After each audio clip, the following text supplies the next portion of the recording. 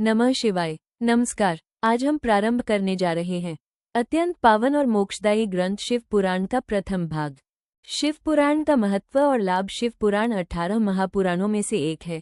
ये भगवान शिव की महिमा, उनकी लीलाओं, भक्ति मार्ग, धर्म, योग, तपस्या और सृष्टि के रहस्यों का अद्भुत वर्णन करता है। शिव पुराण पढ़ने और सुनने के लाभ। 1. इससे जन्म जन्मांतर के पाप नष्ट होते हैं। 2. भगवान शिव की कृपा से भक्त को मोक्ष प्राप्त होता है। 3.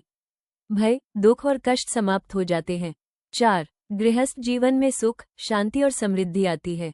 5. मन, वचन और कर्म की शुद्धि होती है। 6. मृत्यु के समय शिवनाम और शिवपुराण का स्मरण आत्मा को परम शांति और मोक्ष की ओर ले जाता है। शिव पुराण का विधान। जो मनुष्य शिव पुराण का श्रद्धापूर्वक पाठ या श्रवण करता है, वो अंत में शिवलोक को प्राप्त होता है।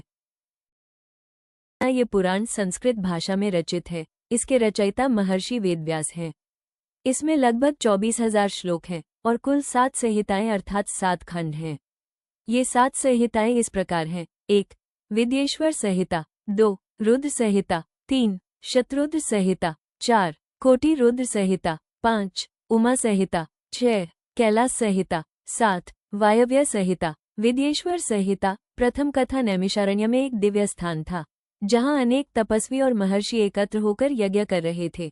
यज्ञ पूर्ण होने के बाद सभी ऋषियों ने सूत जी के पास जाकर प्रार्थना की। शौनक ऋषि बोले, हे सूत जी, हम सब मोक्ष प्राप्त करने के इच्छुक हैं। कृपया हमें वो पवित्र कथा सुनाइए, जिससे हमारे पाप नष्ट हो और भगवान शिव की कृपा प्राप्त हो। सूत जी ने हाथ जोड़कर प्रणाम किया और कहा, हे मुनिगण, आपने अत्यंत श्रेष्ठ प्रश्न किया है। ये कथा सभी पापों का नाश करने वाली है, भक्त को शिवभक्ति और मोक्ष प्रदान करने वाली है।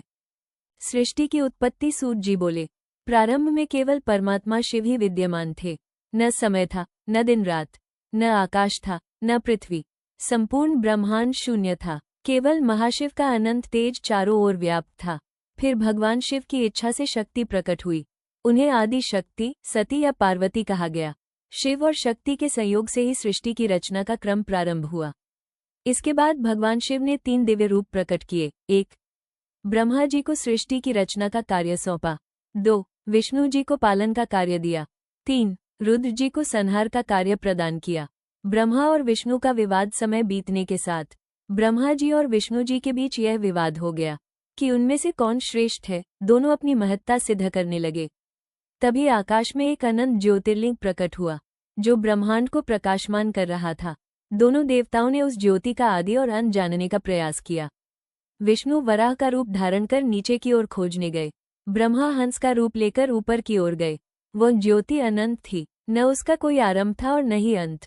विष्णु जी ने सत्य स्वीकार किया और शिव की शरण में आ गए।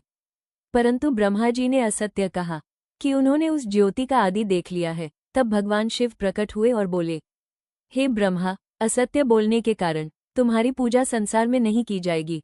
शिवलिंग की उत्पत्ति। इसी घटना से शिवलिंग की पूजा का प्रारंभ हुआ। आगे मिले